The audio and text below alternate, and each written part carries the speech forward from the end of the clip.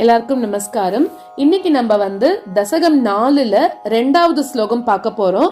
இந்த தசகத்தோட ராகம் கல்யதாம் ராகம்னு பார்த்தோம்.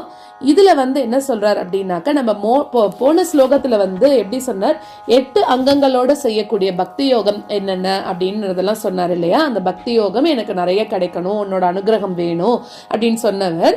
இதுல இருந்து இந்த செகண்ட்ல இருந்து பக்தி யோகத்தோட அங்கங்கள் நம்ம முன்னாடி ஸ்லோகத்திலே பார்த்தோம். யமம், நியமம், ஆசனம், பிராணாயாமம், பிரத்யாகாரம், தாரணம், தியானம், சமாதி அப்படிங்கறதெல்லாம் அதோட அங்கங்கள், யோகத்தோட அங்கங்களா இருக்கு. இந்த ஸ்லோகத்துல அதுல இருக்கக்கூடிய முதல் 3 அங்கங்களை ரொம்ப டீடைலா சொல்றாரு. இதுல அதாவது யமம், நியமம், ஆசனம் இத பத்தி சொல்ல போறார். யமம் அப்படின்னா என்னது அப்படின்னாக்கா, முதல்ல நம்ம பெருமாளை நோக்கி தியானம் பண்ணணும் அப்படின்னு ஸ்டார்ட் பண்ற போது நம்மளோட மனசை ஒருமுகப்படுத்தணும். எதுல இருந்து ஒருமுகப்படுத்தணும்?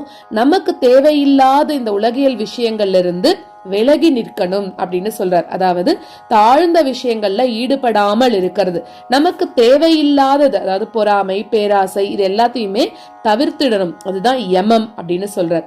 அடுத்ததாக நியமம் அப்படின்னாக்க என்னது? நியமம்னா அந்த வேர்ட் இட் செல்ஃப் அதுவே சொல்றது நியமிச்சிருக்கிறது. எது நியமிச்சிருக்கிறது? வேதங்கள் நமக்குன்னு சில கடமைகளை நியமிச்சிருக்கு. சாஸ்திரங்கள், சம்பிரதாயங்கள் அப்படியெல்லாம் இருக்கு. அதெல்லாம் கரெக்டா பின்பற்றணும் அப்படின்னு சொல்றார். அதாவது முதல்ல நம்ம காத்தால எழுந்த உடனே குளிக்கிறோம் இல்லையா, அதே மாதிரி நல்ல நதியில நீராடி அதுல ஸ்டார்ட் பண்ணி அன்னியோட வேலை எல்லாமே, அதாவது பெருமாள் உகப்புக்காக நம்ம பண்றது எல்லாமே பெருமாள் சந்தோஷப்படணும் அப்படிங்கறதுக்காக தான் பண்ணணும். சோ அந்த பெருமாள் உகப்புக்காக சொல்லப்பட்ட கடமைகள் வேதத்துல சொல்லியிருப்பா இல்லையா நம்மளுக்கு, அது எல்லாத்தையும் கண்டிப்பா செய்யணும். அதுதான் நியமம் அப்படிங்கிறது. பிரம்மச்சரியம், அதாவது முதல்ல இதுல ஆரம்பிக்கிறதே பிரம்மச்சரிய திருடதாதிபிர் யமைஹி அப்படின்னு சொல்றோம். அதாவது பிரம்மச்சரியம்னா என்ன? மனசளவுல கூட சிற்றின்பங்கள்ல ஈடுபடாம இருக்கணும். அதுவும் எப்படி இருக்கணும்? உறுதியோட இருக்கணும். உடல் அளவுல சிற்றின்பங்கள் வேற, இதுல சொல்றது மனசளவுல கூட சிற்றின்பங்கள்ல ஈடுபடாம இருக்கணும். அதாவது சிற்றின்பங்கள்னா என்ன? இந்த உலகியல் விஷயங்கள் எல்லாத்துலயுமே நமக்கு ஒருத்தரோட ஒருத்தர் இருக்கக்கூடிய போட்டி, பொறாமை அதெல்லாம் இருக்கக்கூடாது. அது யமம். அடுத்தது நியமம், அதாவது சாஸ்திரங்கள்ல சொல்லியிருக்கிறது பெருமாள் உகப்புக்காக மட்டுமே நம்ம எல்லாத்தையும் பண்ணணும். இப்படி இந்த யோக அங்கங்களை ஒன்னொன்னா ஸ்டெப்பா பண்ணிட்டு வந்தாக்கா பக்தர்களாகிய நம்ம என்ன ஆகிறோம்? நல்ல, அதாவது தூய்மையானவர்கள். இதுல சொல்ற இல்லையா பாவிதாக அப்படிங்கும்போது தூய்மையானவர்களா நம்ம ஆயிடுறோமா.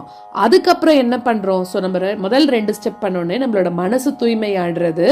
அடுத்ததாக இப்போ உக்காந்துக்கணும். பெருமாளை தியானம் பண்றதுக்கு கம்ஃபர்டபுளான ஒரு பொசிஷன்ல உக்காந்துக்கணும். அது சுகாசனமா இருக்கலாம். சுகாசனம்னா நமக்கு எப்படி உக்காந்துக்கணுமோ, கம்ஃபர்டபுளா உட்காந்து நம்மளோட மனசை கண்ட்ரோல் பண்ண முடியுமோ அந்த மாதிரி உட்காந்துக்கிறது. இல்லாட்டா பத்மாசனம், அதுல உக்காந்துண்டு உன்கிட்ட உன்னையே நினைச்சு தியானம் பண்றதுக்கான போஸ்டர் அது, அந்த மாதிரி உட்காந்துக்கணும். அப்படி உட்காந்துட்டு பக்தி யோகத்தை நாங்க கடைபிடிக்கணும் அப்படின்னு சொல்லி யோகத்தோட 8 அங்கங்கள்ல இதுல முதல் 3 அங்கங்களை நம்மளுக்காக டீடைலா சொல்லியிருக்கார். அடுத்தடுத்த ஸ்லோகத்துல அடுத்தடுத்த அங்கங்களை பத்தியும் சொல்ல போறார். எல்லாரும் கேட்கலாம். இப்ப ஸ்லோகத்தை பார்க்கலாம். பிரம்மச்சரிய திருடதாதிபிர் யமைஹி ஆப்ளவாதி நியமைஷ்ச பாவிதாஹ குர்மஹே திருடமமி சுகாசனம் பங்கஜாத்யமபி வா பவத்பராஹ. பிரம்மச்சரிய திருடதாதிபிர்யமைஹி பிரம்மச்சரிய திருடதாதிபிர்யமைஹி ஆப்ளவாதி நியமைஷ்ச பாவிதாஹ ஆப்ளவாதி நியமைஷ்ச பாவிதாஹ குர்மஹே திருடமமி சுகாசனம் குர்மஹே திருடமமி சுகாசனம் பங்கஜாத்யமபி வா பவத்பராஹ பங்கஜாத்யமபி வா பவத்பராஹ. பிரம்மச்சரிய திருடதாதிபிர்யமைஹி